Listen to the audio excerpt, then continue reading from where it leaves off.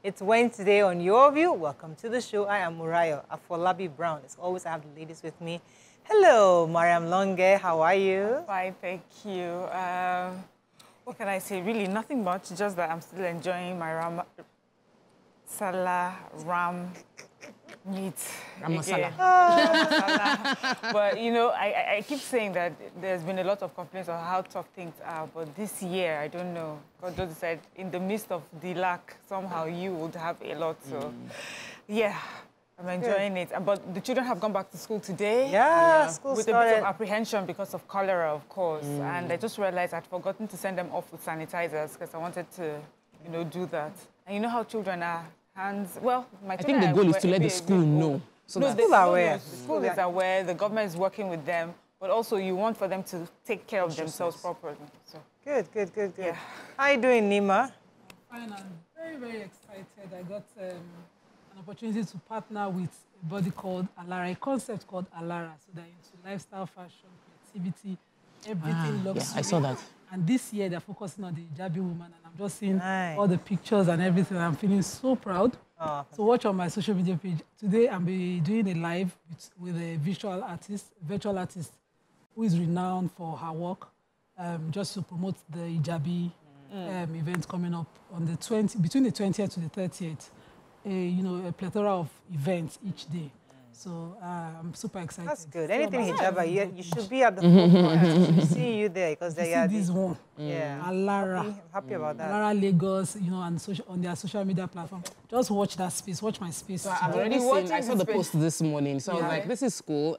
Anything like Mariah said. Once I think of hijab, I'm just like, Nima should be at the forefront of this. Super excited about it. So, Madam, welcome back. Welcome Which back. part of the sun continents were you? Because we know they are all over there. When I saw your husband, The world, not continent. And which one of the world? When I saw your husband a few days ago, I said, please, which continent is she in right now? Because are you keeping tabs on which continent she is?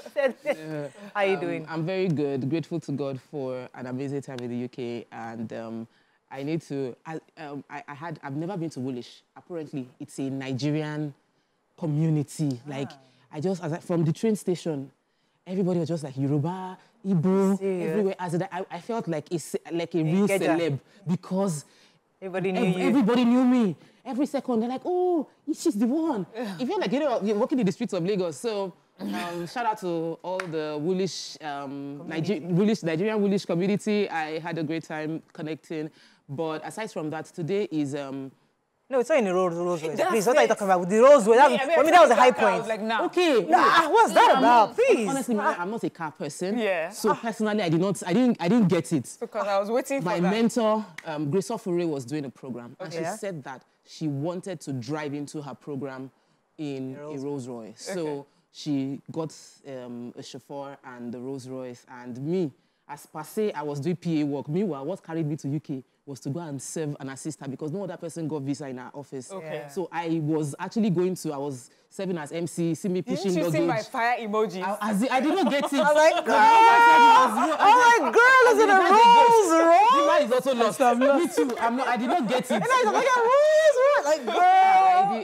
I thought you were going to see the king. No, I thought you were on the way to go and see the king. But the truth is, I don't know about the car brands, but I just know that this one is the one that the door goes up. It does not open normal. No. I was like, please let me shout out to Reverend Felix Adejimo. Today, Reverend Felix Adejimo clocks 70. It's today. I'm supposed to be in Akure, but I came back, just yesterday, so I couldn't go to Akure today. Yes, it's today. So happy 70th birthday, Reverend Felix Adejimo. Is a patriarch. He's very supportive. His wife, Funke Felix Adejimo, is my big mommy, and we're supposed to be in Akure, but we are here. My goodness. We're celebrating 70 years on Earth. Like, I got the gele. I was supposed to go. I mean, I actually forgot. I knew there was something I was supposed to do this week. But we can still go now. Thursday. It's tomorrow. Thursday. Is it tomorrow? It's tomorrow. Thursday. It's tomorrow. The party is actually tomorrow. So my plan was to go after the show. Oh, yeah. So Akure can still You can still happen. I have to see my children. Let's go on a short break now. When we come back, we're going to the front pages of the paper. Stay with us. We'll be right back.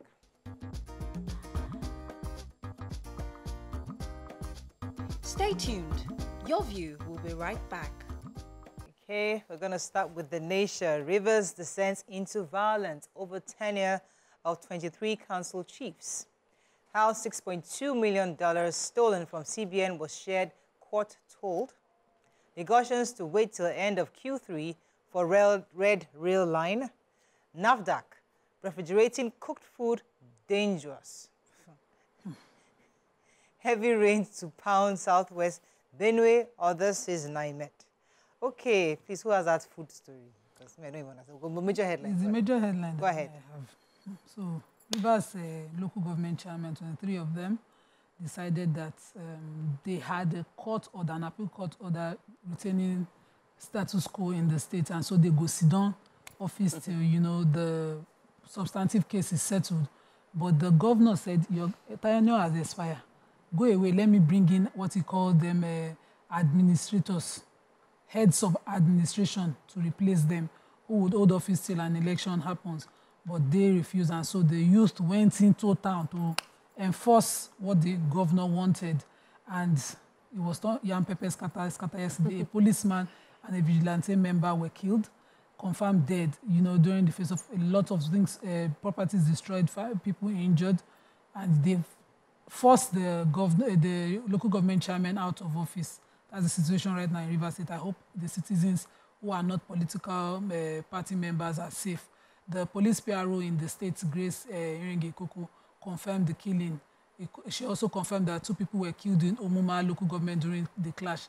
You know, a lot of killings like that happen. I just hope the people of Rivers State can be safe away from all this drama. Okay, let me take the $6.2 million that was allegedly stolen from CBN. So it says documents have shown how $6.2 million cash was stolen from the CBN February 8, 2023. This was as a result of a special presidential investigative team. As we know, they're probing the tenure of the immediate past CBN Governor Godwin Emefiele.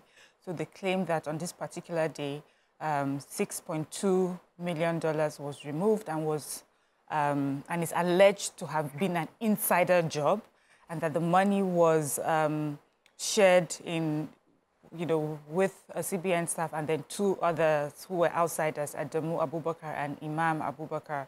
They said that Odo Eric Ocheme, he got over $3.7 million, and the remaining $2.5 million was shared by 3 others.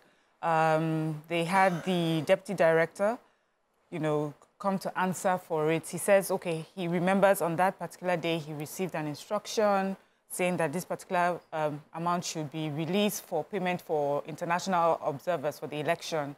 And he looked through it. He saw that the necessary, you know, names and signatures were on it, and it showed that it was a withdrawal that was, you know, that was supposed to, the money was supposed to be sent to the secretary to the government at the time, and he minuted on it and passed on, you know, to the relevant persons, and the money was taken out. So what was supposed to be monies for election purposes, or that's what was named as, found that it was shared amongst different people within the bank and some outside the bank, and they were able to also, you know, sort of chase down the payments to, and they said some of the beneficiaries had about 1.4 billion of the naira, which they had already put into real estate, and part of which have now been recovered.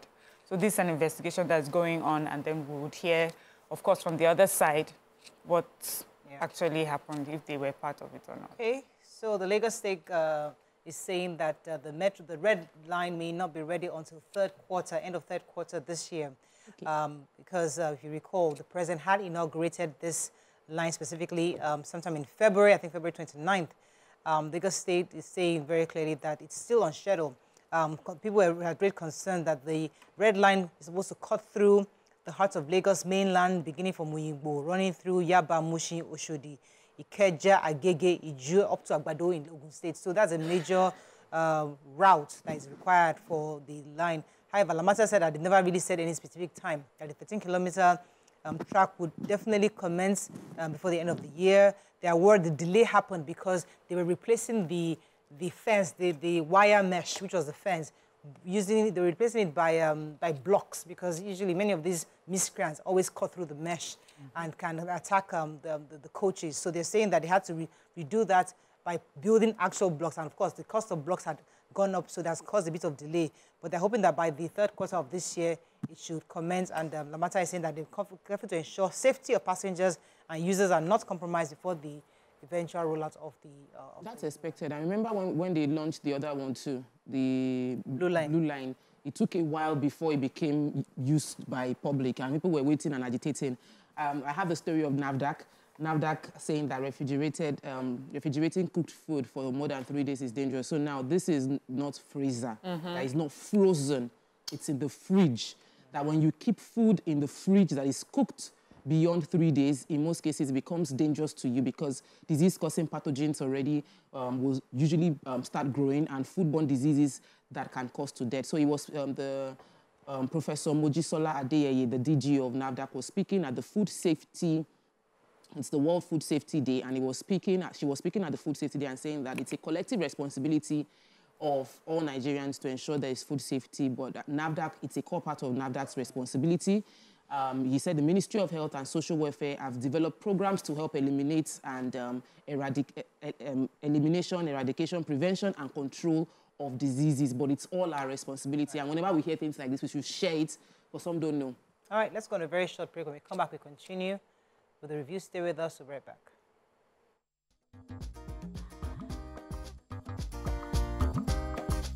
Stay tuned. Your View will be right back.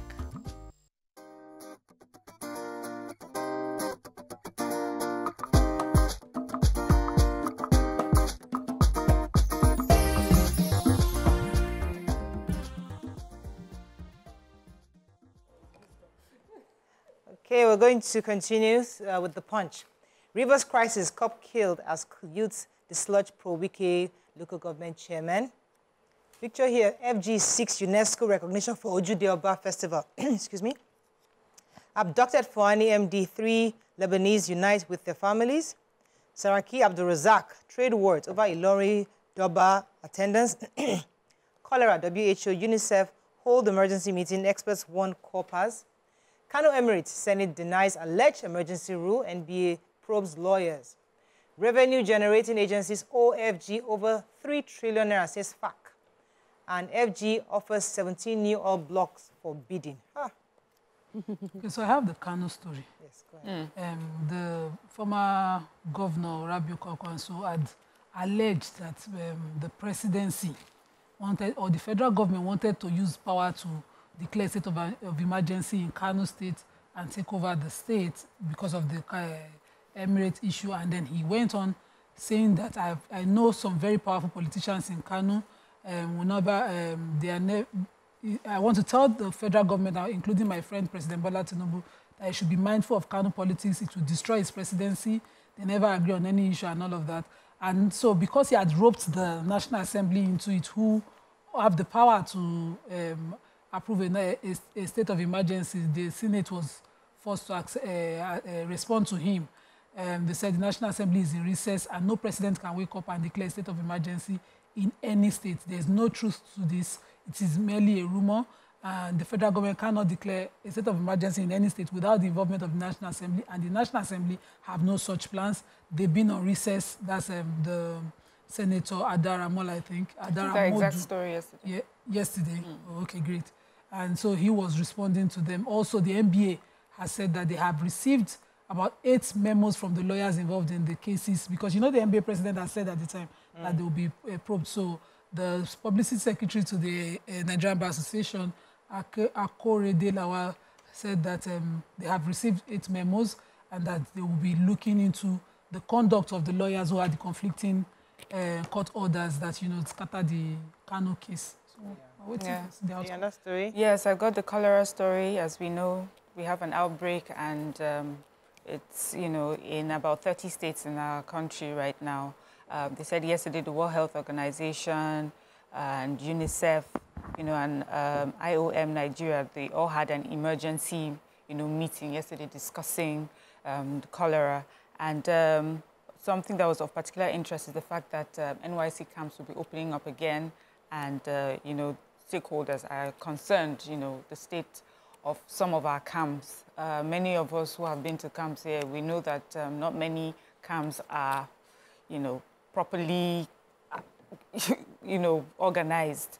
Pipe-borne water is an issue, open defecation, this sort of thing. So the conversations that were had was to make sure that things are put in place to prevent it instead of treating. So make sure that there's proper hygiene practices going on, but make sure that water is running through the camps, proper toilets, and food is properly cooked. And the main narrative of this particular report is just telling us to be to take the hygiene practices very importantly, as it's cheaper than trying to treat the cholera itself. So for all of us, so whether it's NYC camps or schools or at home, wash your hands always, make sure that you cook your food properly. Please, open defecation, we can't continue to do that. The government also make sure you put systems in place to prevent people from doing that, and also provide proper places that people can use for that. And yes, let's just keep clean. All right, so the rescued managing director of Fuani Nigeria, if you know Fuani Nigeria, they're the sole distributors of LG, Hisense, and other products in Nigeria. So the MD and 3 others were released or were rescued, according to Hundeyin, the police public relations officer in Lagos. SP Benjamin Hundeyin has said that they confirmed that they were rescued. They were rescued in Orugbo, Ido, through a coordinated effort by the Marine Police and the Nigerian Navy that followed their successful extraction. They were brought to shore and subsequently taken home by a tactical police team to their residence in Banana Island. So although the kidnappers had requested for a ransom of $1.5 million, we don't know if the ransom was paid, but at least the police is saying that they were rescued. So I'm happy that they are home, because that's the most important thing for us. Any other story in Punch? Yes, there is the story of the fact that revenue-generating agencies are actually owing the federal government over 3 trillion naira. The figure came out as at April 2024, was revealed during the Federal Account Allocation Committee meeting, FAC, and correspondents of Punch got the details of the minutes of the meeting to reveal that these unnamed agencies have, the word is reconcile unremitted earnings, and this unremitted earnings can go as high as 3 trillion. However, there's a post-mortem subcommittee, and representing the committee chairman, Kabiru Mashai, in the meeting said the outstanding amounts are being reconciled with the agency monthly, and they are holding monthly reconciliation meeting, and funds are being released back into the FAC federal government account. Representing the chairman of all finance commissioners, who is represented by the Ekiti State Commissioner, Akitude Oyebo, they commended that the post-mortem subcommittee's meetings have been yielding results, because we all know that the more money agencies release to the federal government account, the more money will be shared amongst all the federal, the states, and the local government areas. So they are hoping that more of these monies will get released. And I thought they have this unified accounting system that ensures every revenue that comes to the country goes into the, what was that account? There's a word they use for... Federal. Single treasury.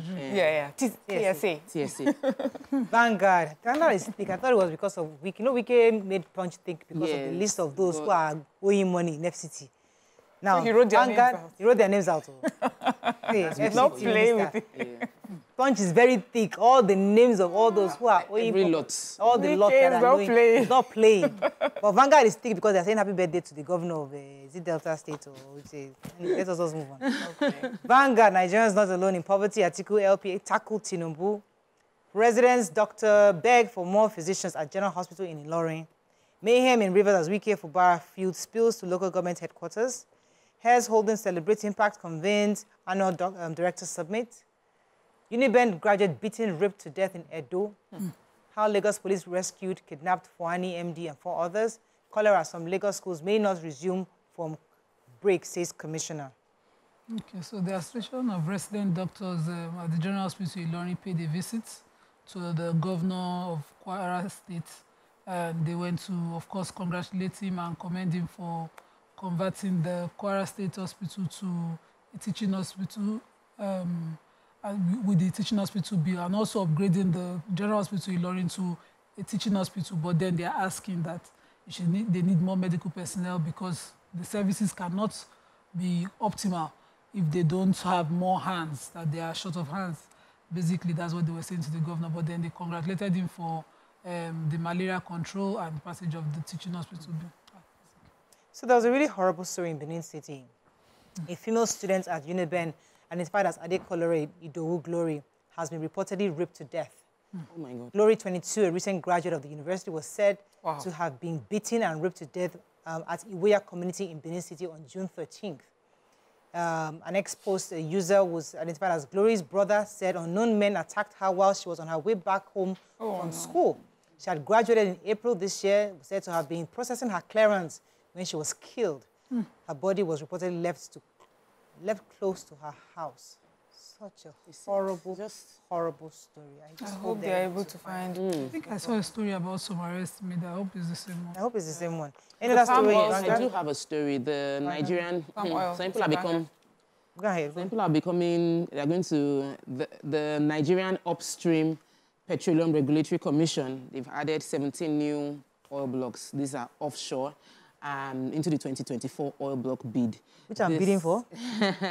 So in April, they revealed 12, and now they've added 17 more. They released the details of how people can bid for this. He explained that the reopening was to allow more investors to take advantage of the incentives that have been provided by the president, and the commission committee on, there will be more value, we'll get more money, oil and gas reserves will be maximized. I also hope that, he said, in addition, there'll be more data acquired in respect to especially the deep offshore blocks. I remember that we've gotten permission for more modular refineries, and the investors had to pull out based on some things that we did not put together adequately on our side. So this is also another opportunity for us to get investors. Let's ensure that everything on our own end of the story is well done, and we also investigate that people that have capacity get the oil block, not those that have connection getting the oil block. We have to run, but I know there's a palm oil. Yes, I do. So the National Palm Produce Association of Nigeria, NIPAM, has said that Nigerians spend $600 million on palm oil importation every year. We have the national president. He describes it as unhealthy for national development. He said that if this sort of money is saved and injected into the economy, into the palm oil subsector, we would see, the benefits of that. He says that, as we all know, the same story of how we used to be the biggest palm producers, but Indonesia has taken over in the 60s. Now we rank 5th, and that even at the rate we're going, very soon a much smaller country that is investing in that subsector will overtake us. I think what we produce annually is about 1.4 million metric tons, while Indonesia does 19 million metric tons. And the government is still taxing. So, but still, the people importing machinery, because I know people that are investing in this place, and the machinery imported to process the palm oil is still being heavily taxed as imports. So we need to create incentives so that businesses will take up that area. That is all we can take on Front Page Review this morning. Let's go on a short break. When we come back, move on to our hot topic of today. Stay with us. We'll be right back.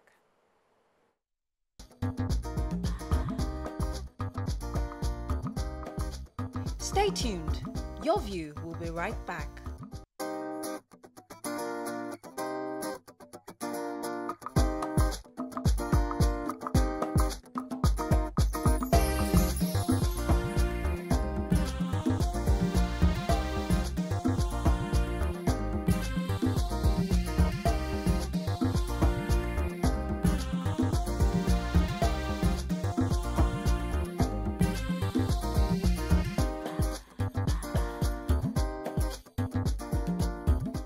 Thanks for staying with us. So according to the report, the Federal High Court, sitting in Abuja, has ordered the final forfeiture of NOK University and all of its assets said to be linked to one Anthony Hassan, a former director of finance and accounts at the Federal Ministry of Health.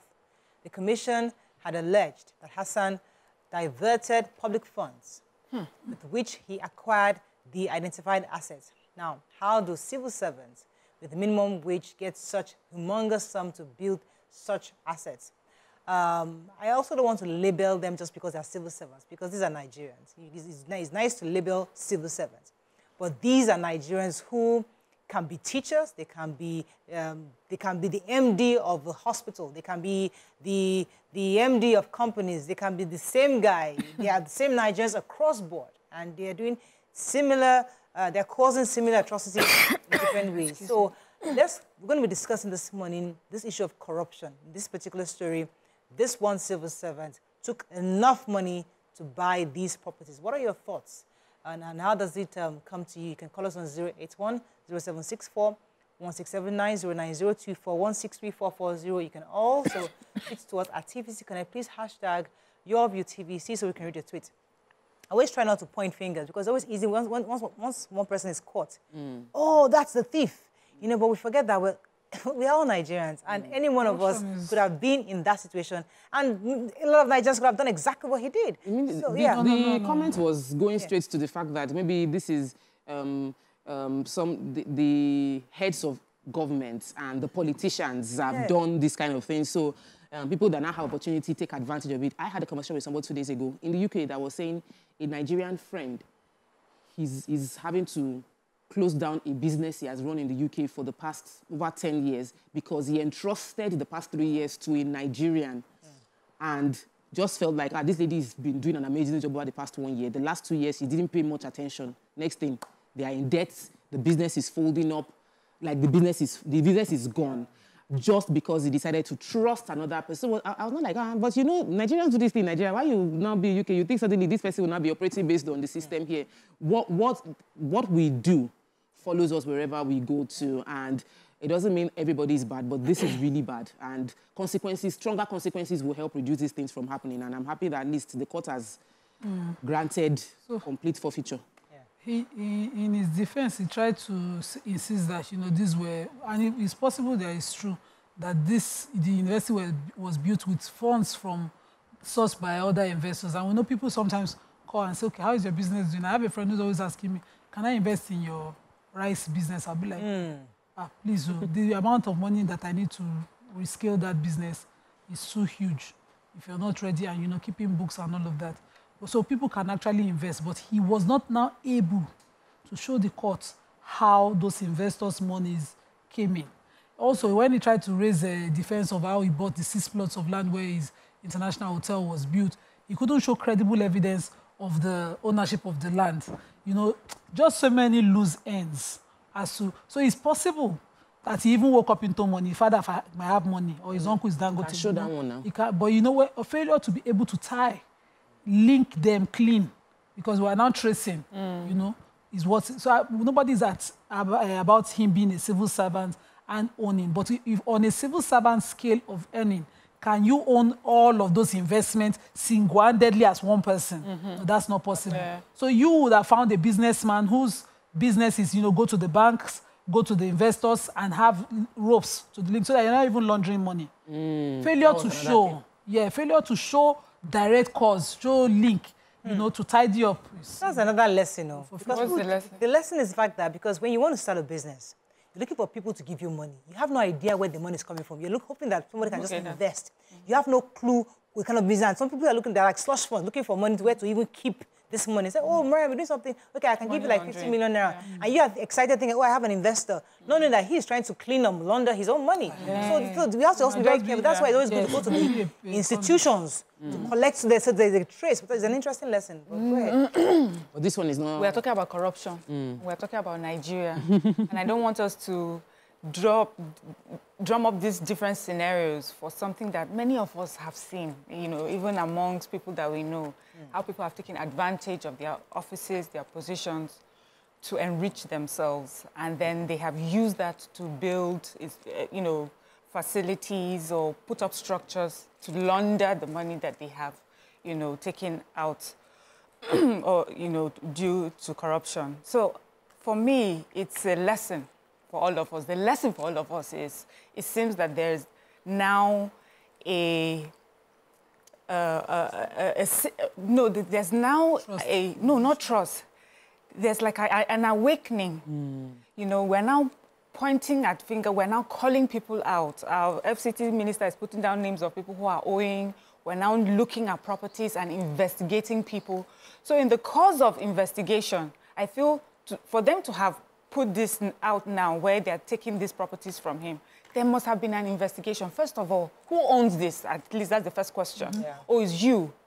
What do you do? And in the course of the investigation, if you say that other people invested in it, who are these people that invested in it? There's no sane person who's going to invest in your business in this Nigeria and would not want it written in some form of contract with a lawyer or in a written form. Even family members, you would have some form of transaction via bank to show that monies were, transferred to you from an account. So if he's unable to show that, if transfers and, shows him from maybe government account into his personal account, that's when you have this situation of trying to maybe someone that invested in him, maybe it's money laundering. And then when it's money laundering, a lot of people that do these big businesses where they have to get investors, they also understand that there are steps that they need to take because this is Nigeria. Constantly we're hearing of people who have been, scammed because of these money launderers and these scammers. So you go through a bank too, and you're doing a business. The money that you're even going to pay into the bank wants to know who your source is. How did you make that money? There is a culture of corruption in our country. So we're not surprised by that. What is surprising for us now is that are you ready to bring down big names that are involved in this? Let me take Salisu, who's been holding for a minute. Good morning, Salisu, you're live. Hello, good morning, Mama. Good morning. And the wonderful team. An excellent topic as usual. Thank you very much. Regarding the topic at hand, my contribution will go this way. First of all, we are all guilty to some certain level, because the more hello. Very clearly, go ahead, please. We can hear you. We are guilty. I mean myself inclusive. The moment somebody gets into an office, you will see his kit and canes lining to go and put requests for him. And we are talking about, hello, are you hearing me? Yes, very clearly. Go ahead, please. So like I did say, the sheer pressure family mount on officials also is a contributory factor. Right. Because somebody on a fixed salary, your rate per month, that rate per month times 12 plus bonus or something at least will amount to something, but yet the family, all the casemen will be lining from villages to go and mount requests on him. That is one of the major issues. And again, on the government cycle, what happened to annual asset declaration? We should make it a duty, any person in an elected office, if he is to run a tenure of, let's say, 4 years, every blessed year there should be asset declaration. So there are audit departments and there are external auditors. We know what is due for him in a given year. So that particular tenure, we know, give and take whatever is expected that you will get. And again, if that audit check is thorough, you will see officials even running away from gifts. Because how will you account for the gift if at the end of a period, something pop up in your declaration? How will you account for it? We are not serious from the government.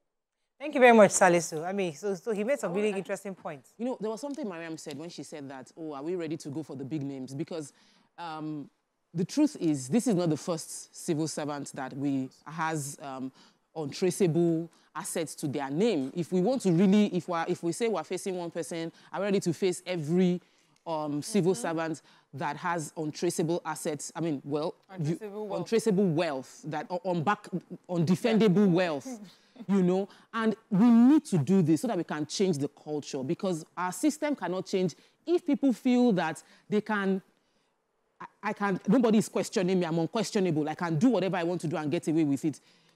Civil service runs the government. Politicians will come and go, but civil servants are the ones that run the system. And if they are effective, the system will work. If they are not, the system will not work. If they decide to be a stumbling block, the block will be very big, you cannot shift it. Yes. So if we decide to encourage diligence and interrogate any...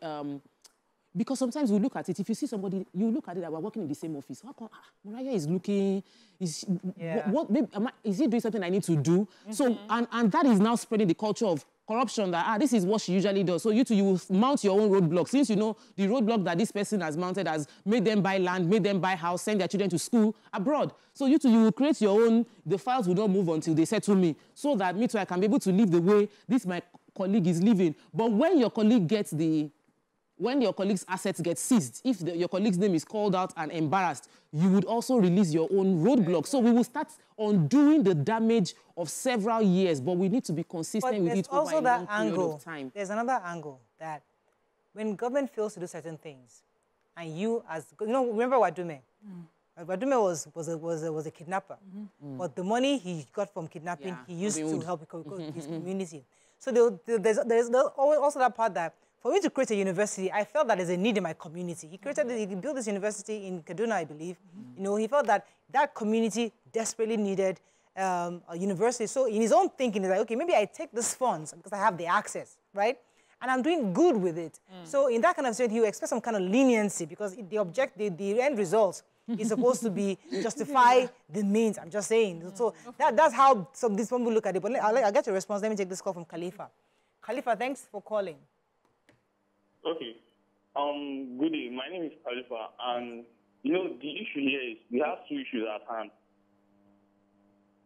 Here. The first issue is, you see the mindset of these people, of every citizen, when they want to get into power, everybody's mindset is on stealing money. Okay, if I'm getting into power, if I become maybe a politician, a governor, a president, this is the amount of money I'll sky. Everybody's mindset is on this issue of stealing money.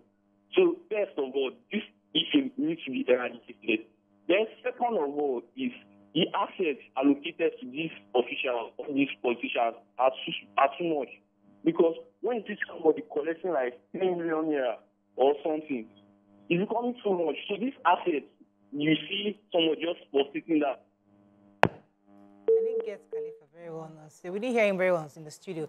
But go ahead, Nima. So I said, God forbid, let the proceeds of corruption, of kidnapping and murder not be used to repair our community. The costs go too spread from the owner, because I believe that every action carries its own repercussions spiritually. Then, on this particular one, I want to commend the federal government, because we know that we know stealing as stealing. We don't know it as pilfering. We don't know it as mismanagement of funds. We don't know it as diversion of funds, embezzlement. We don't know it as, kickbacks. But that's what it is in different forms. And so to avoid it, civil servants are supposed to go to the Code of Conduct Bureau to declare their assets upon certain appointments. This person had been promoted to director at the Federal Civil Service. He was posted around several ministries where he held positions around accounts, and he used that opportunity to self-enrich, to enrich himself. He floated a company, according to the story, in 2021, where he incorporated the university, and on the board are Madam Assurance of himself. They are directors and guarantors of the university. Shuren. Okay. He now floated another one in the, I'm using Nigerian English so that Nigerians can follow at home. If you speak so much, if you don't get them. As the owner of Gwasmyen International Hotels and Recreational Center Limited, Gwasmyen Water and Juice Nigerian Company Limited, while he was registering with the CAC, he used Madam, again, and one of his sons as directors and shareholders of the company. Now, Nigerians, thank you. Nigerians do this all the time. I am board of all my husband's companies. I am director, and the two small people hold about 50,000 worth of shares. In my late father's company, where he was doing fire servicing, we were members of the company. So somebody might float a company and he's actually a sole entrepreneur. Right. But, he needs a PLC to bid for certain contracts. But what you must do is not to sit, because when he mentioned investors for the university, he now single-handedly, in his personal name, bought the plots. In fact, the 6 plots where the hotel was built, single-handedly bought it in his name, but the board of directors, Madam, and everybody else. So even if, let's assume, because they get 13th month and they are entitled to certain loan, he was a visionary that wanted to build a company. Did he do it like that?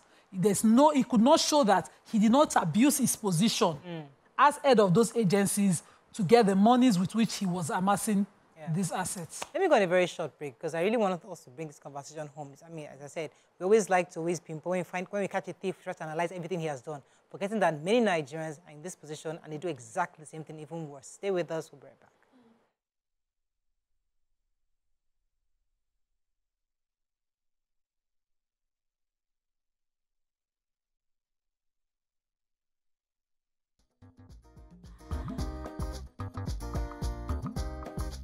Stay tuned.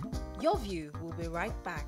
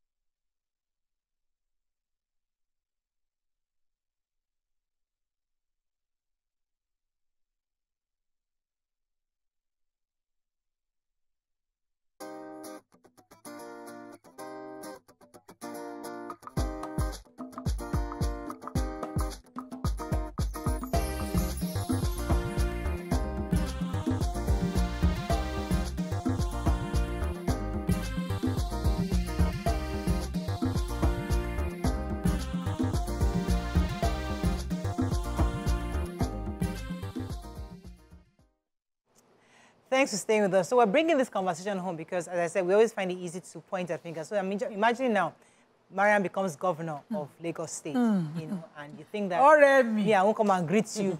My friend, expect that in the minimum, you know, you should give contracts to, you have ladies of your view that have been working with you for many years. You know me, and you you say, come way back. You're doing real estate, okay, come on, let us do something. Because the truth is that many people put pressure under these civil servants, politicians, government officials, head of agencies. They do that. We all do it. Somebody was saying in the comments you read earlier, Happy New Month, Happy New Day, Happy Sunday, no, Happy I was Friday, one saying it that if my friend, if Mariam were to become governor tomorrow, I will not greet her only Happy New Year. Happy New Month, Happy New Week, Happy Monday, Happy Tuesday. They'll be greeting you. Somebody sent me a message yesterday. I was talking about, please, my children, my whole family, we have not eaten. I said, stand in line. There are plenty. There are plenty people. You will not say it like my children. You say, your children have not eaten. Like, I get requests back to back. Like I said, I can screen grab and send you all the requests I get. Like, me too.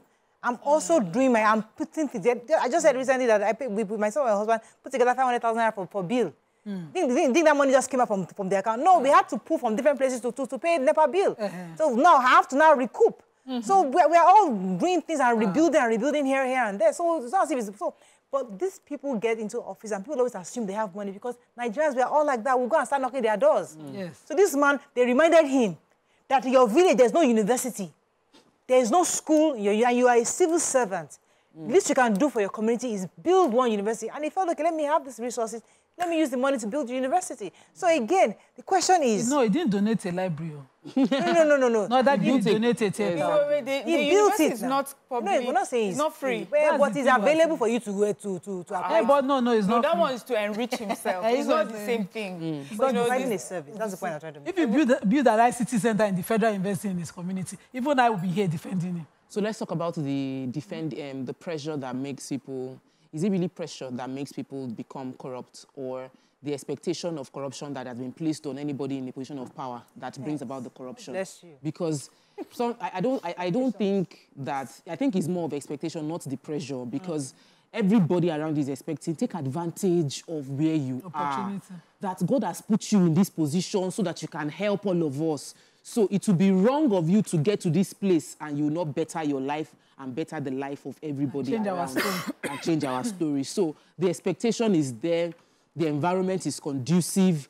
I was checking in the UK to buy that, where people want to buy real estate. I was asking questions. They say, you can't just come to the UK and say you want to buy UK property, 100,000 and Kedeko. That's how somebody was giving me gist about how somebody took a loan from Nigeria to farm in Nigeria. And the person then took the money to the UK to buy property, expecting that the property will be, rental income will pay the loan back.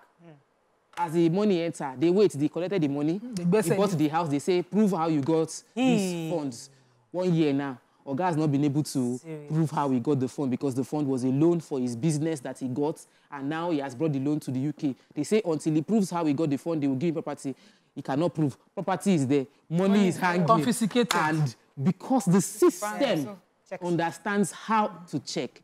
You cannot just show up and say you are doing this. The bank will call. One lady was saying that if I send that money, bank would call me to say, why are you sending the money? You send it, if it's £5,000 for property, they will ask you, who is this person that you are sending the money to? What are you buying? And our own system encourages this sort of corruption. No, but we have system. Because there's this story. Let me pause you for a second for you. I want to take Vincent. He's been holding for a minute. Good morning, Vincent. You're live. Oh, I'm sorry. I lost that. Go ahead, Mariam. His dad used to be head of service, and he said that there was a particular when he was writing exams to get into university. I think he wanted one of the universities, and he went there. He didn't get in. The course he wanted, he didn't get in, and the VC was like, "Oh, Longe, you are here.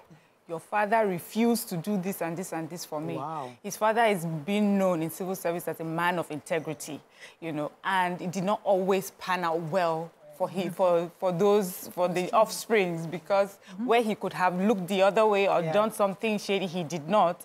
And you see, in that case, so what people have learned is that leave your integrity at home and come and do this is the sort of thing that will gain you favor and it will help you grow your career, not just for you and for those who are coming, you know, behind you. So if we are ready, so this man, as you said, that we catch one thief and then we make him like the sole thief. The truth is, if we're ready as a country, we cannot make it about one person. Right.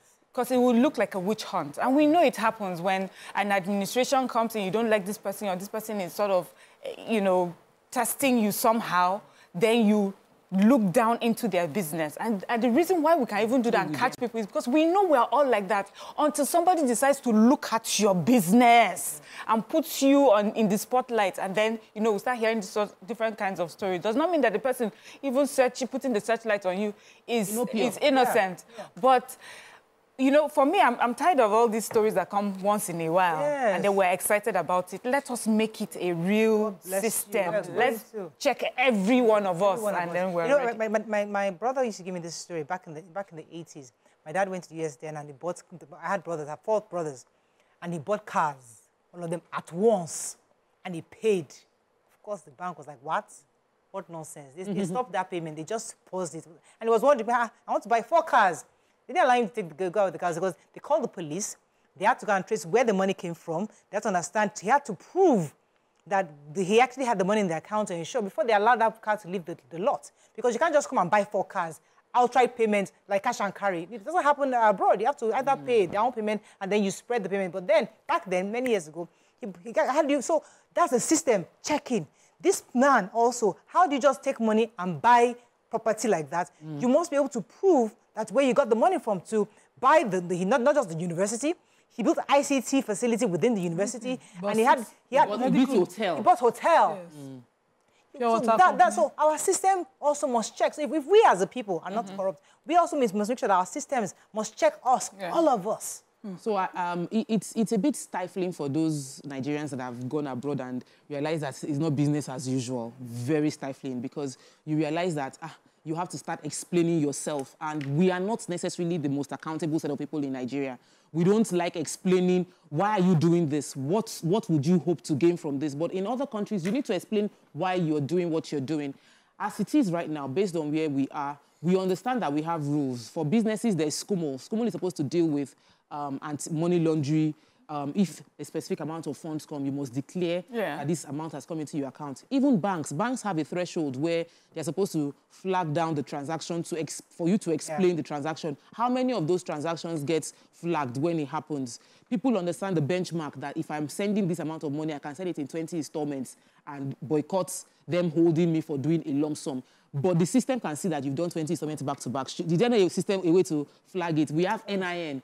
We have, what do you call that, BVN, so that all the accounts... So banks, we've already built the system. We just need to integrate. So the system is there, but we the people are not able to align with it. Let me take this call. They've called out banks too for being complicit in all these things. Of course. Olumide from Oshogbo, I believe. Okay. Hello. You're live, Olumide. Go ahead, please. Good morning. Good morning. Morning. Hello. You're live. Go ahead, please. Yes. Mr. Miriam, yes, thank you. You are welcome. I thank Mr. Miriam for what you said the other time, that corruption is corruption. Yes, that corruption is corruption. Miriam mentioned the other time that corruption is corruption. Let's call it spade a spade. I don't believe there is prayer on us. We should work on our integrity. So there is no prayer on. It's so hard to hear you, Olumide, but we have to wrap up. I think in a nutshell, really. Like, once you have a few tweets, let's take a few tweets. Akitola says, what type of system we run that makes it possible for a director to steal such humongous figures? If you run a business, say private school, can the principal or bossa or class teacher just steal money like that? Me says, if you have lived long enough in Abuja, you realize that the senior civil servants like directors and palm sex own expensive and even luxurious properties around the city, way more than their payout can afford. You must realize that that particular one is only a falling out case. Yeah, yes. That's the thing. How do we ensure that they don't see it as a witch hunt, that they fall out of favor with someone? Is when we clean everybody up, or we create a whistleblower policy. On this segment, let's go on a very short break. When we come back, we take our next topic. Stay with us. We'll be right back.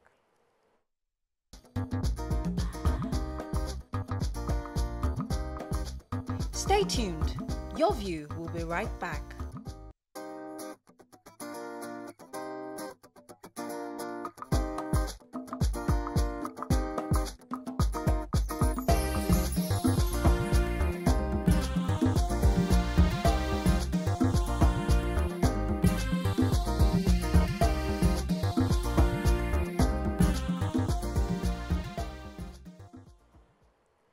Thanks for staying with us. According to reports, Nigeria has ranked poorly in the 2023 Nigeria Customer Service Index NCSI, scoring 61.8%.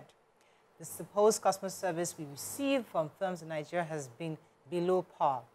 Being polite and friendly is a basic expectation for employees serving customers. It does not cost anything and may not be a skill that needs to be trained. So we have with us in the studio today, join us to shed more light on this is Chiamaka Ugo Obidike, a customer service experience subject matter expert committed to service excellence in Nigeria and beyond. Thank you so much for joining us.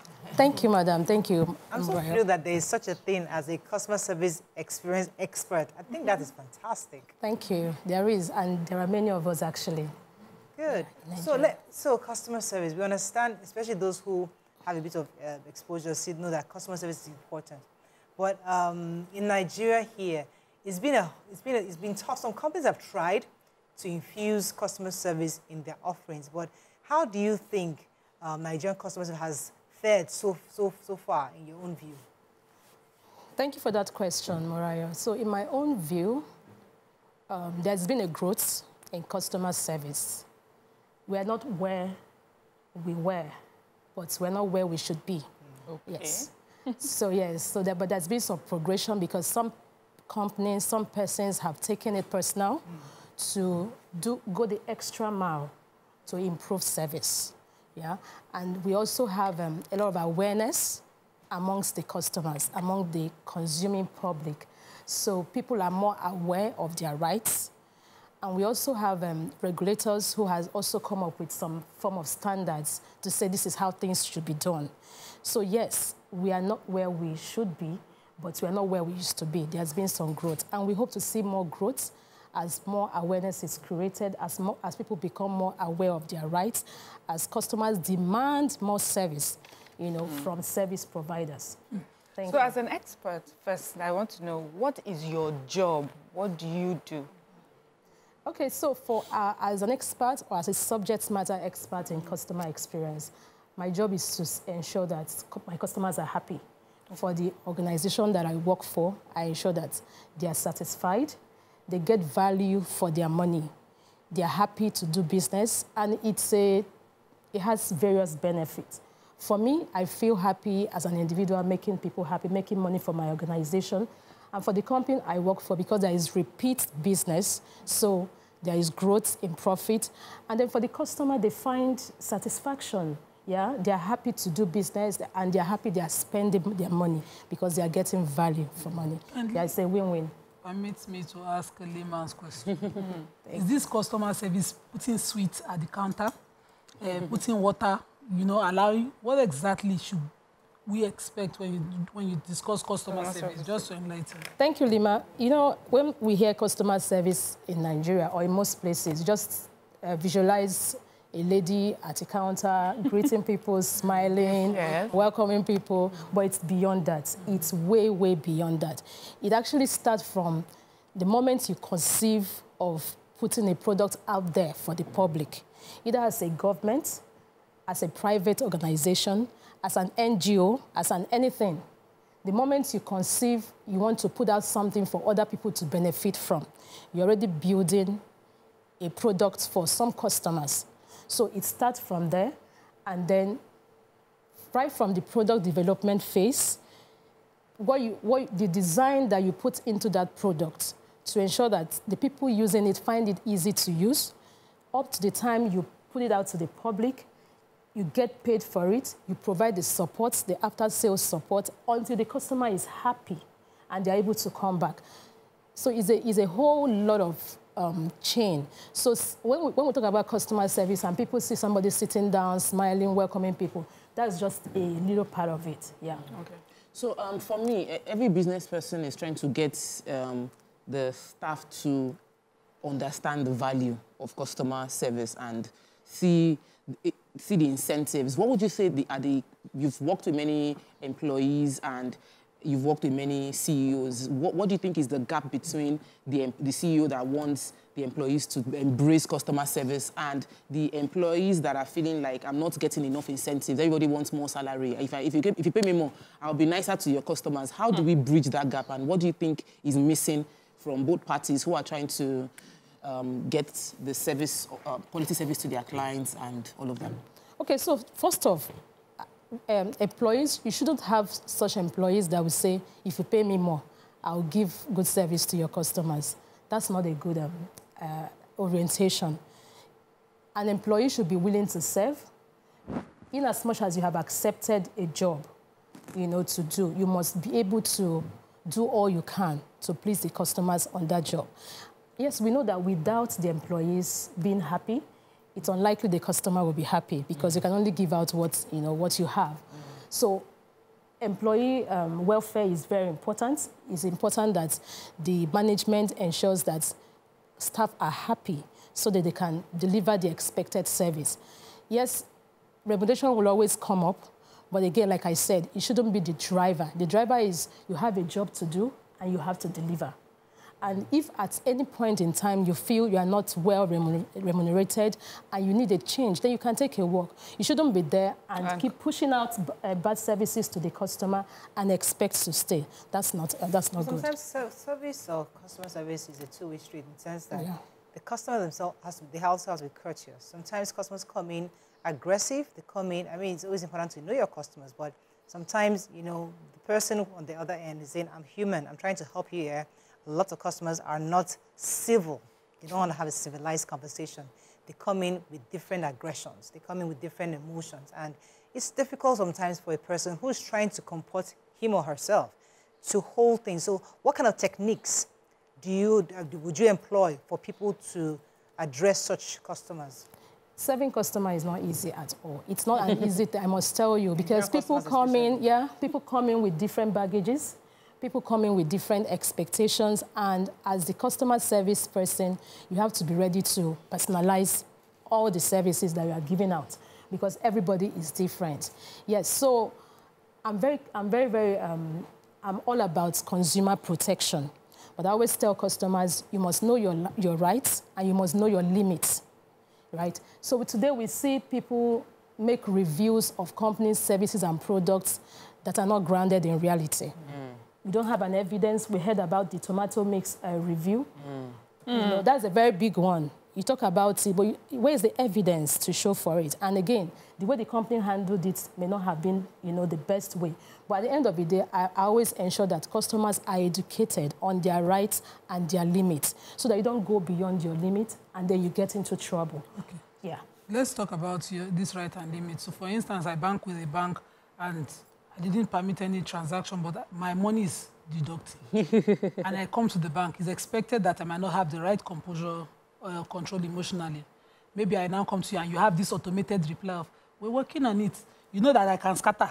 It should be so. As knowing your customer. No cash policy where people were going naked at the bank. So how... That happened to us. Is customer care, must it be this automated? We're working on it. My boss is not around. You can go and come back. All those kind of. I don't even like go and come back. If I show up at a place that I personally had to show up, something I could have done via emails, it must be solved when I'm physically there. So how do you expect? What will you advise in these kind of situations? So we've had that experience, and for instance, at coronation, we ensure that our people are humane. Empathy is very key. You must not be a robot. We call that robotic service. So you have a template for every customer. We are working on it. That does not, it doesn't work. Whether the person is right there in front of you or over the phone, they must not leave you until the issue is solved. That's how we work. So yes, we have seen all that, but it's not acceptable, and the company must make it, known to all their staff, especially the customer-facing staff, because again, it's important to put a round peg in a round hole. You must ensure that your customer-facing staff are people that are really helpful naturally. They want to help. So if a customer, for any reason, comes to you, that issue must be resolved right there and then. And if you cannot, you must give a promise that is specific You know, not just say go and come back. It doesn't happen. Yeah. So let me. Oh, sorry, Mariam. There was an experience on my flight back, Nigerian airline, and Nigerians, even when I was going, there's an acceptable weight of your luggage. You've checked in. You now want to go with your hand luggage. You're supposed to have one hand luggage and handbag. Auntie carried 3. They weighed it. They said, this is already 17 kg. You are only allowed 10 kg as your hand luggage. The drama at the airport was not like she was cursing, she was shouting, going up. She was like saying, when I travel with this other international airline, they don't do this to me. What's there? I cannot throw this on the way. As in, she was just causing mayhem. And I saw the look on the face of the people that were attending to her, like they didn't want, because they had just started flying a new route, they didn't want any negative publicity. So they were kept saying, we're so sorry, you need to, you cannot carry this on the plane. I don't know how they resolved that situation because I had to leave them. But on our way back, they still couldn't handle that situation. The plane was full. All the economy, they didn't have enough space because people had excess luggage and they had stuffed the place. So it caused a long queue. People now had to start checking in their hand luggage. Another drama ensued. So how do we ensure that in pleasing customers and not getting bad reputation from customers, we are not hurting ourselves? And how do we ensure we maintain our rule and still let the customer know, no matter what you say, if you like, we're a right thinker. The point is, this is our system and we're going to follow. So I wanted to add a bit to that because maybe just answer all of us together. Because it's really painful when Nigerians do that to Nigerian companies. If it's an international company, they're very likely to comport themselves. I have seen it where we are going outside the country and people are very decent. But the moment you are coming, the same people are coming back into the country, they're impatient with the immigration, they're impatient with listening to the attendants. They just want you to just move away. What are you doing? What are you checking? I'm thinking, you were just in Dubai right now, and I saw you calmly stood in the line, waited over 30 minutes. Your Dr. Jekyll. Yeah, but when we come here, we just put on this face of, I must fight everybody. So these are the Nigerian customers you want us to be courteous to. How do you handle it? Yeah, it's that culture of Raz, you know, that we have in Nigeria. Like you said, we go out there, we see how everywhere is decently organized, and we just, you know, might conform without anybody telling us to. Because there are laws, there are rules, and there are consequent management. You know, where we find ourselves today is just anybody do as you want. That is what is causing that. Yeah, but we can, as a company that is responsible, we can help the consumers through consumer education. You know, every service has its terms and conditions, but sometimes we find those terms and conditions written in tiny print.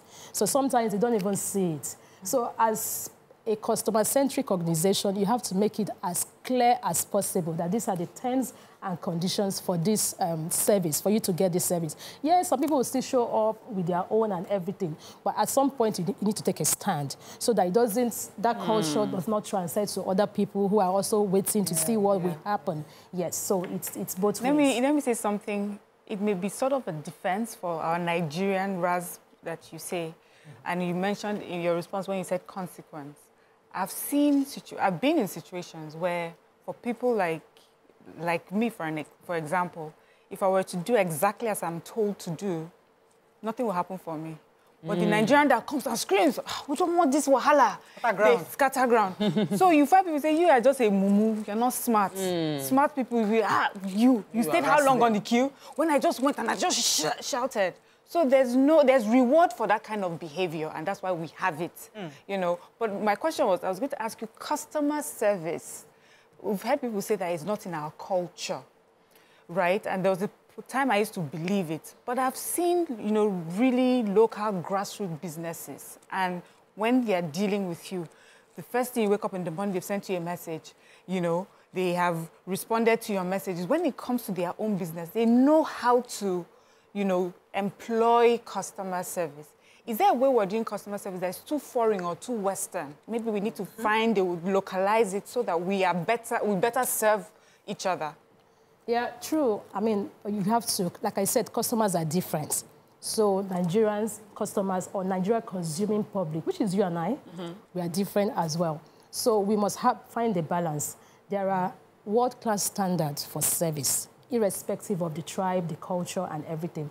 Yes, that culture plays a part because, like you said, Nigerians have somebody comes in and shouts and gets what they want. Once you see that happen, something has gone wrong.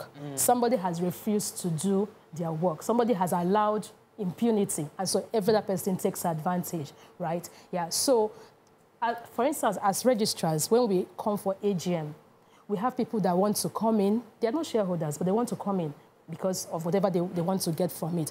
But because we have a system that checks people, yeah, so you cannot just come in until you are validated and accredited. So companies should be able to put those systems in place. It has a way of checking RAS behavior or anyhowness behavior. We have to wrap up with you very soon. We'll just go ahead talk with you. So, I mean, I think generally, just in customer service, is there like a day in the year you guys celebrate customer service or something? Yeah. What day is that? Yeah, customer service is celebrated every first week of October. Yeah. I was invited for one. It's a week-long event. Yeah, so it gives us opportunity to spread. They always give us cake in our bank. Yes. Oh, that's true. That's true. A lot of organizations do a lot of things, you know, to please customers. But what I say is it shouldn't end there. It should be an everyday, all year round thing, because on that day you go around, or that week you go around, everywhere is decorated big balloons. People are nicer than their normal self. It shouldn't be. It should actually be every day, because these people, they pay for this service, so you need to deliver. Yeah, and for me, keep your cake. Just make sure you give me proper service. Topic. I was going to say customer service in schools. Yeah, but I was going to say that. Because when we say customer service, we think about companies. It's not just the companies alone. Schools, hospitals, churches, hospital, the government. Churches. Yes. You must know you must know who your customers are. You know, look, I was listening to the headline of today, the hot stories about embezzlements, fighting in river states and everything. It's all result of poor service. Somebody has refused to do their work, and that is the result of what we're saying. Yeah. All right. Thank you so much. Thank you. For being here. We appreciate you. That's all we can take on this segment on customer service. Hope you begin to engage your customers positively and leave a lasting mark for them. Let's go on a short break. When we come back, we'll go to our final segment. Stay with us. We'll be right back.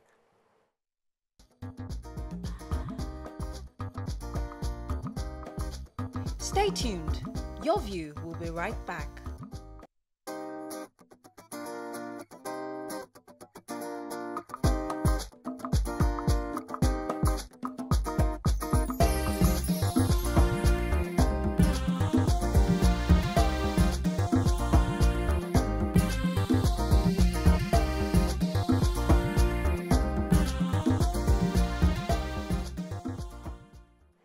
Thanks for staying with us. The Nigerian passport is ranked amongst the world's weakest as of March 2024, ranked 98th in the world. At different times, Nigerians have reported how harshly they were treated by immigration officials when visiting other countries. They often complain of being subjected to criminal scrutiny at the airports as opposed to how other counterparts are treated. Joining us now to shed more light on her own experience is the head of business development for Gidi Traffic, Bethia Idoko, in the building. Good to have you. Thank you for having me. Yeah, so, I mean, I know you had an experience recently. Tell us about that. Tell us about the experience.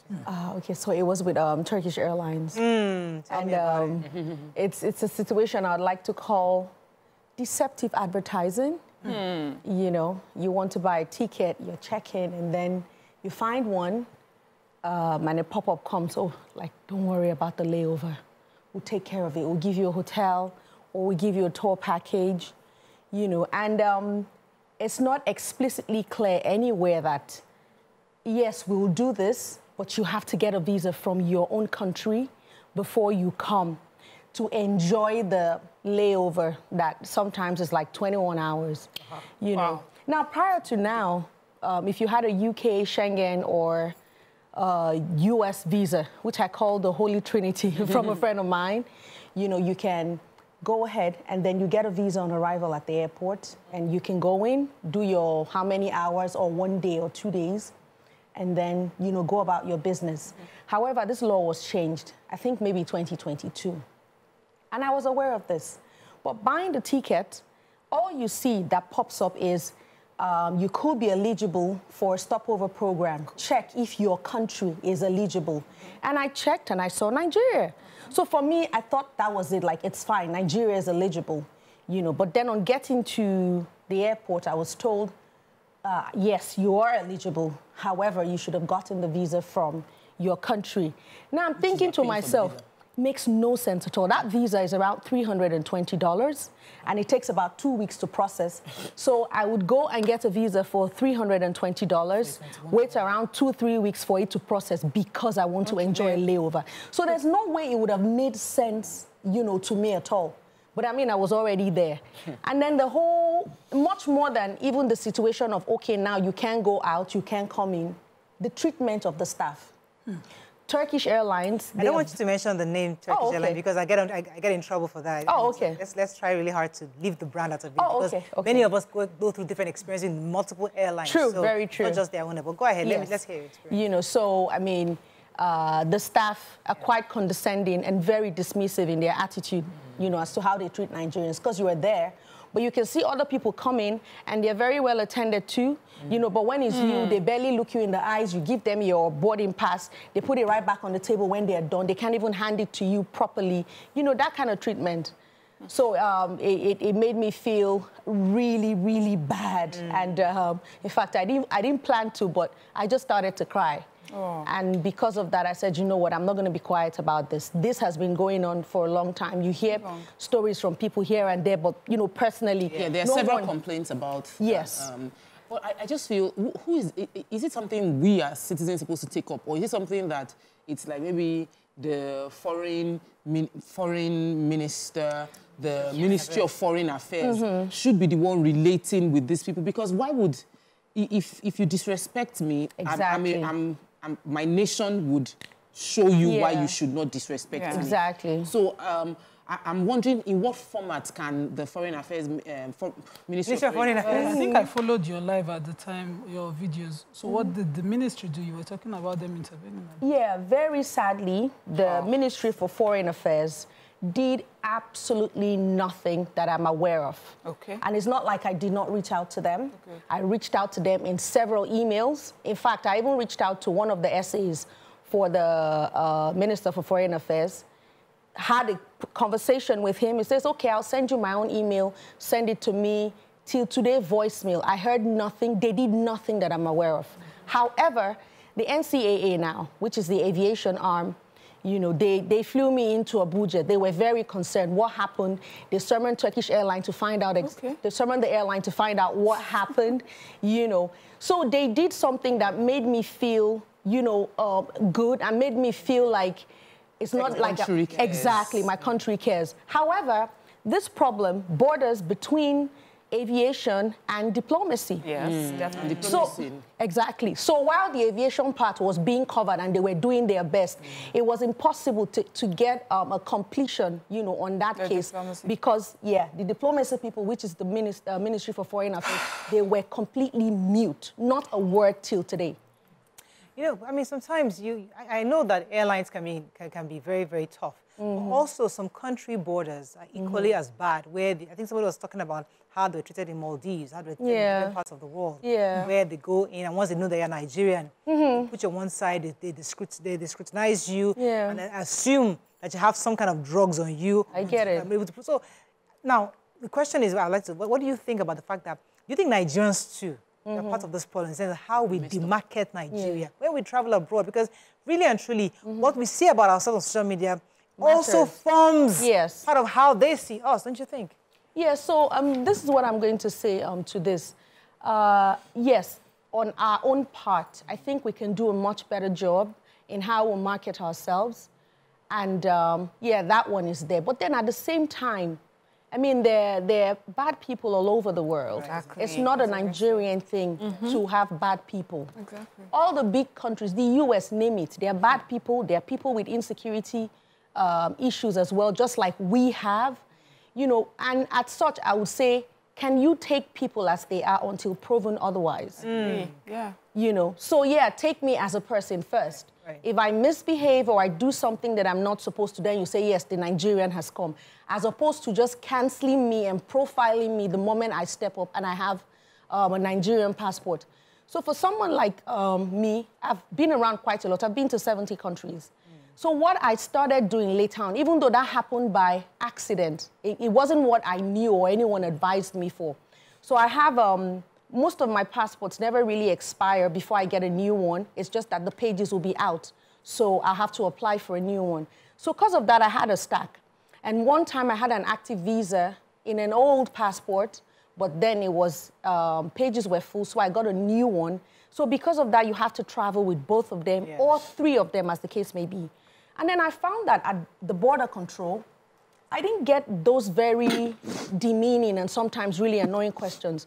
Instead, what I was getting was, oh, wow, you travel quite a lot. Oh, you're able to show that. So it became like a conversation starter for me and immigrations. And I'm like, is this the thing? And I didn't know. So right now, as tacky as some people think it is, I have 5 passports I travel with. I have a rubber band connecting all of them. Oh my God. So it's just like a statement when I get in front of immigration and I put it there.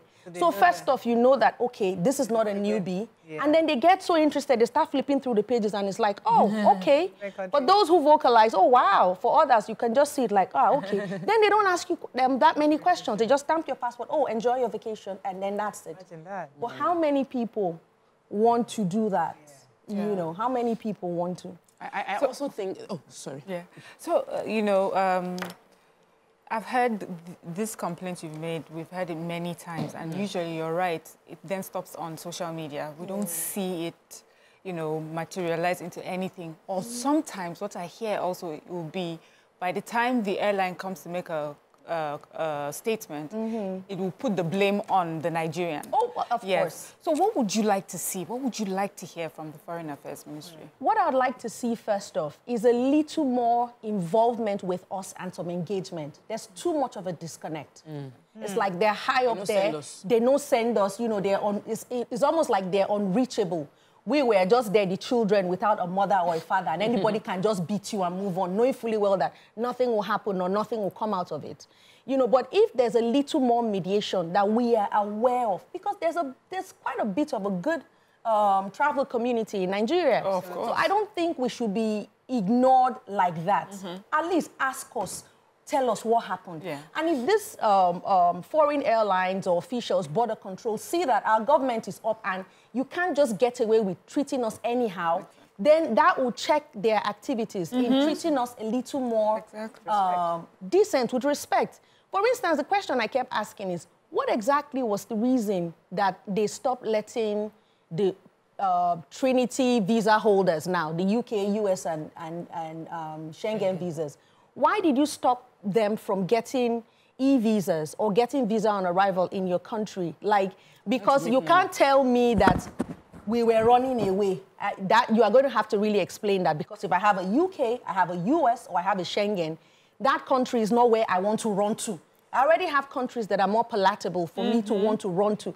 So what exactly was the reason? And did any organization in Nigeria say, no, come, let's talk. This thing you want to do, we're not quite clear on it. Can we negotiate? What exactly is the problem? But it's like these countries just say, get out, and then that's it. We get out, no one does anything. You can imagine Seychelles, an African country we've been going to for years for free. When I went, I didn't get a visa. I didn't need one. I got to the airport there. In fact, they even gave me free SIM card with credit on it, welcomed me really nicely. Now, Nigerians can't go to Seychelles again. Why? At all. I think they said they had issues with some Nigerians that went to Seychelles. And then again, I keep saying, look, let's just be objective here. We are over 220 million people. If only 1 million people, in fact, if only 500,000 people are committing crime abroad, you cannot now cancel the rest of us. But Seychelles is also trying to protect Seychelles. They're really small country, and they're like, listen, I don't need extra. So I'm trying not to blame the countries, but at the same time, also understand there's always a reason. Let's not forget that this started with the airline. This particular airline in question. I have had to do litigation against some airlines. I think I've experienced that when you take it up, you finally get results. Yes, true. In all of those cases, we were paid compensation. Oh, nice. So what are you doing about this airline, particularly, just to test it, maybe just for what we call academic exercise, just test it to see. Are you willing to do that? Well, first, I'm more than willing. But first off, to be honest, I was completely surprised that anyone listened, which is the NCAA now. Like, I was shocked. Now, I reached out to Honorable Abike Dabiri as well. And, I got a response, but it ended at a response. Oh, we're working on it. We're doing something about it. send us an official email. I sent the official email, and the same response I got on Instagram was copied and posted to me in the email. And till date, nothing happened about it. The Foreign Affairs Ministry, I almost got tired because that case, and that's another thing I didn't know of. It opened up something in me that I didn't realize. I think it touched on my dignity. Yes. So I found that even 2 weeks after I was back in Nigeria, I found myself many times crying. Like, it got to me that much. So it got to a point where I just wanted to avoid anything that had to do with the case so that I could get some peace and kind of like move back to my life. However, I had a few friends blame me and say, look, if you want something in this country, you have to show them you want it. They said, did you DHL a handwritten letter to the Ministry of Foreign Affairs? Did you try to meet them up anywhere else? Did you fly to Abuja to go and try to have a meeting at their office, And they were like, if you do that, then it's impossible for them to pretend like they cannot hear you. And at that point, maybe something would have been done, I hear why you need to. You just reach your topic now. Say you have to go and fight. Service. You have to go and fight. Foreign Affairs is not a small ministry. Exactly. Neither do I think that they are so overworked that they will not. Their job is to represent Nigeria with foreign people. Yeah. And the strength of how effective they are in the diplomacy would show the number of borders that are being shut towards Nigerians. Exactly. We are not that much of a criminal. There are other countries where they have more criminal activities. Even when I was in Dubai. When I was in Dubai, in this Dubai that we're talking about, that Nigerians are not allowed to go to Dubai, there were other nationalities that they say were committing crime, were still allowed to go in. So we know Nigeria currently has a diplomacy problem, a PR problem, and there is nobody sitting to manage Well, the presidency has been trying to, especially for the Dubai, they're trying to rebuild that relationship. I mean, so we know at a certain scale, things are being done, but I also hear you. We need to hear them at that lower scale, where every Nigerian feels that now. And Foreign Affairs Minister, the Ministry of Foreign Affairs, the only thing you see is pictures with different dignitaries. That's and all. then when they're not engaging the people to say, we heard this is what all. happened. And I'm sorry that your story with Mrs. Abike Dabiri was not so great, but she's always engaging people. When things happen, she would respond. The ministry would respond. There must be that level of engagement. Like, I hear you.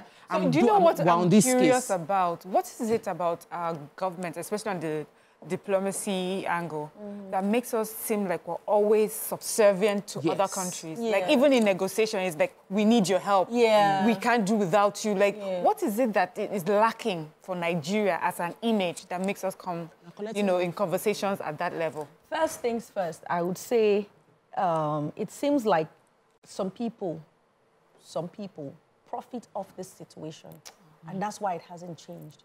Because that's the only thing that can immediately come to mind. Because if your office is to address certain issues like this, and it's not being addressed, what are you doing? What's your job there? Could there be a gain to you being quiet? Because it's difficult to understand why there will be quietness on this level. Like she said, it was you can't send a message to Abike Dabiri on Instagram. So what I did, I started to leave comments on her page. She responded. I did the same approach with the Ministry of Foreign Affairs. I left a few messages in order not to be psychotic, maybe 1 or 2. There was no response. I sent emails to the right email addresses, no response. SA's email address, no response. So at that level, what is a regular human being like me supposed to do? And this is me that I feel like, I've been around a lot. I understand these things. I see how they happen. And they can do this. To you. Exactly. How about for some other people that are first-timers? Right there, even at the airport, I met a lady from Rwanda. Her own was so sad. She was coming in the same airline to transit through the country, Istanbul, and then back to the UK. She was coming back to Rwanda. She was coming from UK, Istanbul, Rwanda. And then the airline had a delay. This very airline had a delay in London, which made them arrive late. I missed the connection. And then she went to them. This is not my fault at all. It is your airline. They said, there's nothing we can do. We can give you a meal ticket. Wow. She was at the airport 24 hours. She had to get an airport hotel, like I did, to have a good night's sleep, for which she told me she paid 230 euros. just to sleep for a problem that was not their fault. However, this same issue has happened to me on another airline.